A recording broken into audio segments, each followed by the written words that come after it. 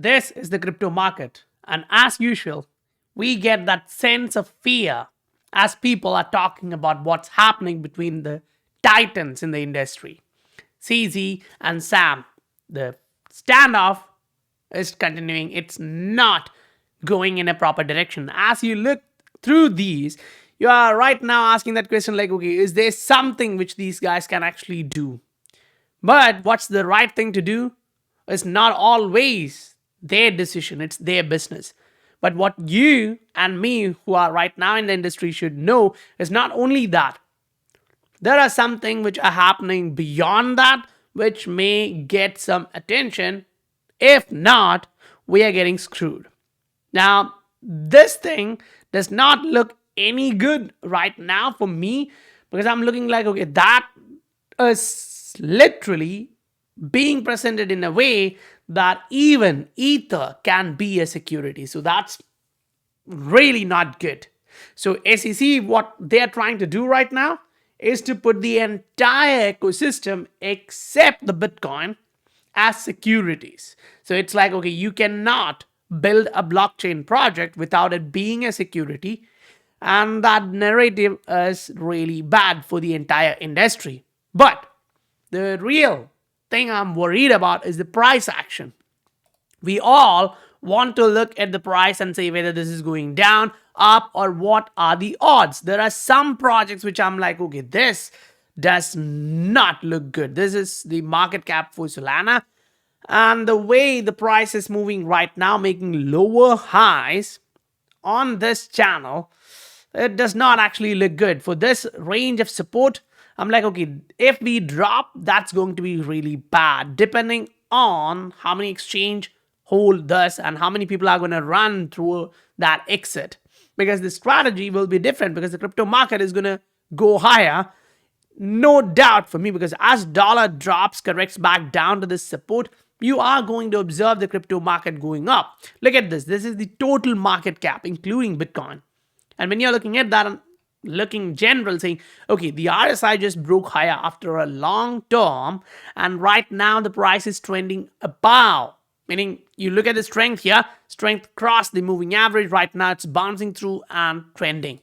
Now, that trend is also visible in the price action. See, here you're getting a double bottom, great? So you go back in history and you're looking at different things and you're like, okay, historically speaking, we do get these kind of reversal pattern, double bottom, triple bottom. It's just we should not be neglecting that. You go on a daily chart, zoom in, zoom out, look at various different stuff, and you will still end up watching a double bottom. This was a double bottom here. Right now, on a macro level, you are getting that here. And that's accumulation. Now, it's not in one asset. You are observing this in a lot of different assets. I know people are going to give you fear in different ways, but what I'm trying to give you is the reality which I strongly believe stands true in the market right now. If you spend time learning the market, price action, patterns, trends, you will also get this idea like, okay, this is what I see. 70% of the time, it plays out like this. Why should I go for that 30%? If I want to make money, I should be on the side where the higher probability stands. This is XRP right now. When I'm looking at this, you had a bullish candle, you went up. Right now, 3 candles. Now, remember this, 1 candle went up and it takes 3 candles to try and push you to the downside. And you're slowing down. This particular candle is lower than the last one. Great. But the momentum is too small. So you go look at this and you understand like, okay, I do see there is a possibility of a reversal here. And that's for XRP. And XRP, similar to that of Chiliz and some other assets, had the accumulation, went up, doing the reaccumulation, and that stands true for here too, in Chiliz. So you may get a consolidation and then a bounce to the upside when people are calling for a major drop. But some assets, if they break, they're going to come downside. You need to see which assets are highly correlated with this. And if you have that in your portfolio, check what percentage of that matters. If that's 30% of your portfolio, it's going to be really bad. Even if the 70 is going up, this can drain your profits. Make sure you understand the level of risk which this has on your portfolio.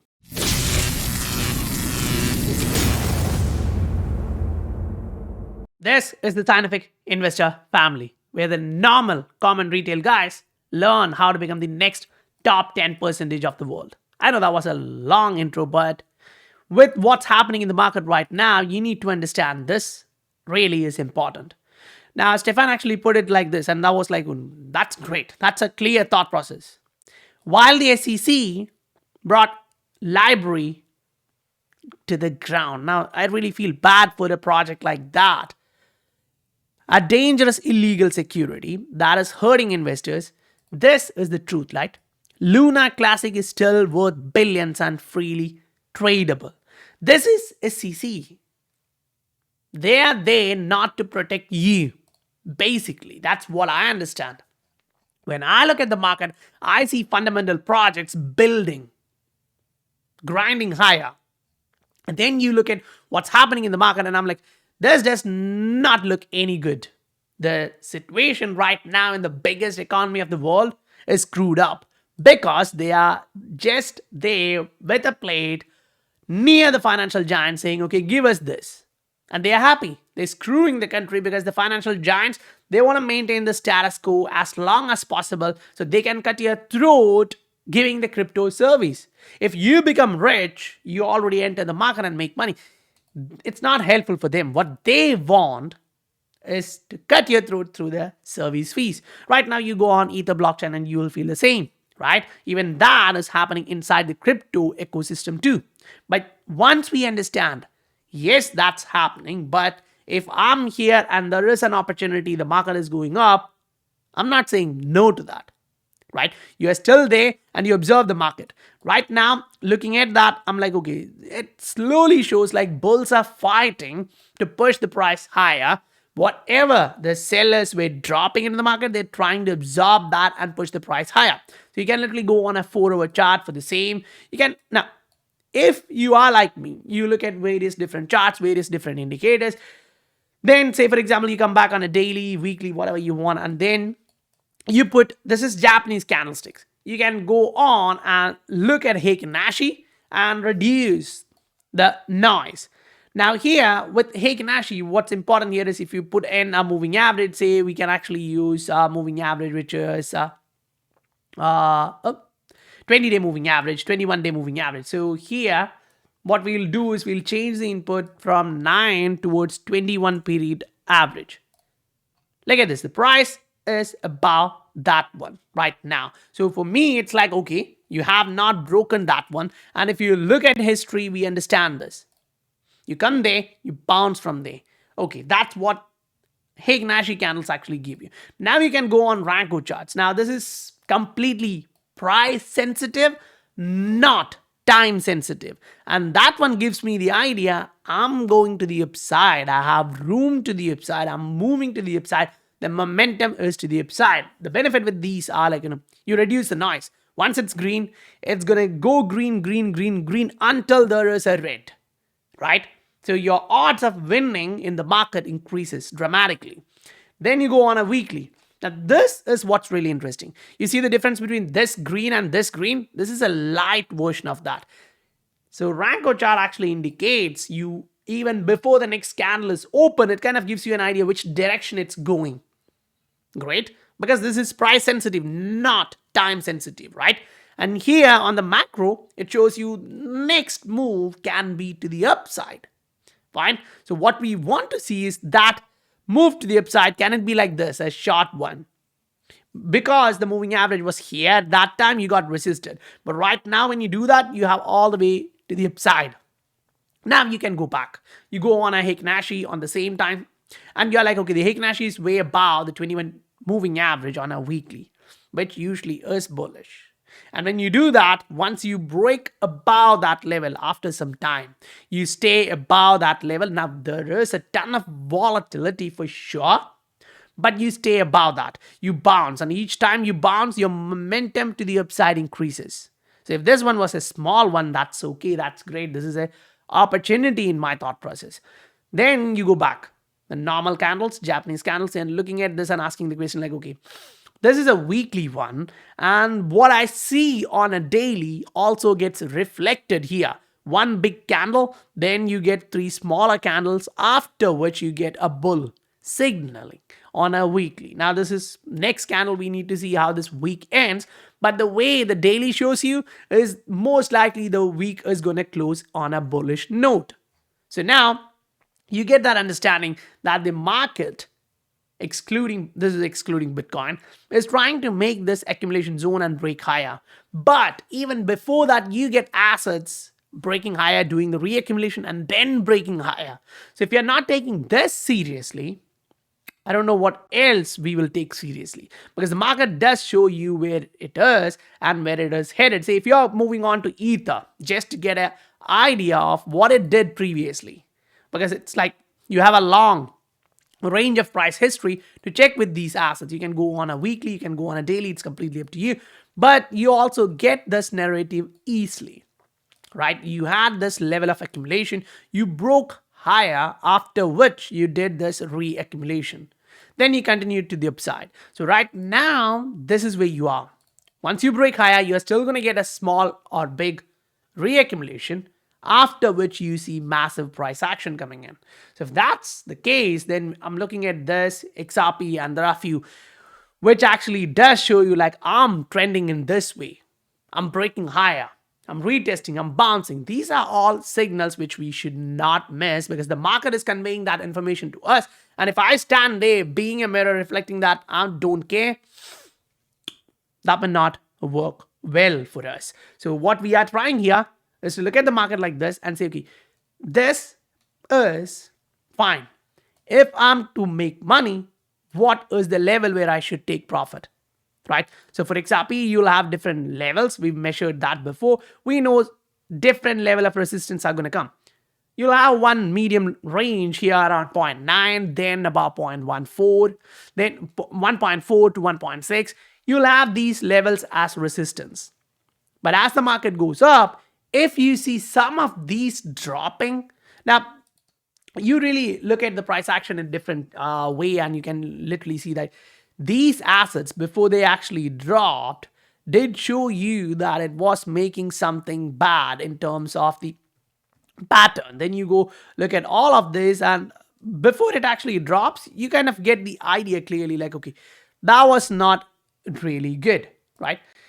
Let me see where I can actually get a long-term chart for Celsius, but we're not actually getting that. So fine. What we are looking at is dollar, crypto, and the entire market. Stock market is slowly trying to bounce off, and you need to see how things are evolving. Some assets are holding, some of them are dropping heavy. If you are looking at Tesla, you'll understand how the volatility is impacting. Say you go on here, you take Tesla, and this is what we are looking at. Note that stock market dropping is not that bad sign. People would argue it is. In one way it is. But if you are looking at the macro, these assets actually went up like this. That was like a huge price action, and they are still inside this pattern. So even if you are dropping further and still staying inside this pattern, it's not changing anything. Yeah, it is hurting a lot of people who are leveraged, who have their stop loss fixed below their recent lows. They're getting hit, and stop loss hunting will continue. But remember, this can be a bottom unless this one act as a previous level of support, which is pushing the price up. But right now what we observe is that is breaking through to the downside. Now, we know how people on the other side say, okay, Twitter shouldn't be owned by this guy. We don't want this guy. We don't want to give money to this guy. And all those kind of thought process. And that can also ignite some kind of movement here. We do see that kind, but it won't be a huge one. What we will say is that the market did the first drop. It went up. Now you're going to see this. If you are observing that pattern, then most likely the next one you're going to come up. Now, yeah, at that time, this is going to be a resistance which you'll have to break through and come up. Otherwise, that's going to hold you down in terms of price action. So that's for the stock market. But then when you come back to the crypto market, you do see the possibility that most of these assets are going to run higher. You can't deny the fact that the asset class right now stands below $1 billion, below $1 trillion, so 977 billion right now. So if you remember where we started, it was like 193 billion at the bottom. Then we went up 400. We came back down to 100. Now, after reaching $3 trillion, we've slowed down around 770. We did not go down to 300 or 100, right? We are standing here. That does give us an idea. Those guys who entered here, they're not willing to take the money out and run here. More and more money is coming into the market and holding there. So that is actually a one good news. And as we look at the ABC correction pattern, we can also observe that this is also true. You also see a possibility like this, after which you are getting a double bottom. That's strong signals in the market, which we should not be saying like, okay, that's not good. But we'll actually see how dollar reacts on a monthly, on a weekly, on a daily basis. And if it's breaking to the downside, it's actually good. It's actually great. If not, we'll have to see how long it takes for dollar to break lower. Now, when I say dollar to break lower, understand that's for dollar inside the trend. It is still inside this trend. Even if it's coming down to 92, it is still inside a channel which is trending higher. So the time frame when it comes down is what matters for us and when we are going to take the profits. So the macro factor is clearly playing a lot of role, and along with that we also see things like this, which does not actually look good. But I kind of completely agree with Bull here saying, I don't think this is going to be the case for XRP. Because the way you compare with Lbry and Ripple case, you can actually see like what amount of truth is being conveyed. Now, yes, SEC can come out and state like, okay, look at this particular case, we won. They were saying it's not a security, but the court came towards that conclusion. We are being the winner. We are trying to go higher. So this does not actually kind of go to a way like, okay, even Ether is a security. Because think about that in one way. There are big institutions who are betting heavy, high on Ether, right? And that is like huge institutional money. So you really don't want to actually look at it like saying, okay, government is going to say wipe out all those institutions.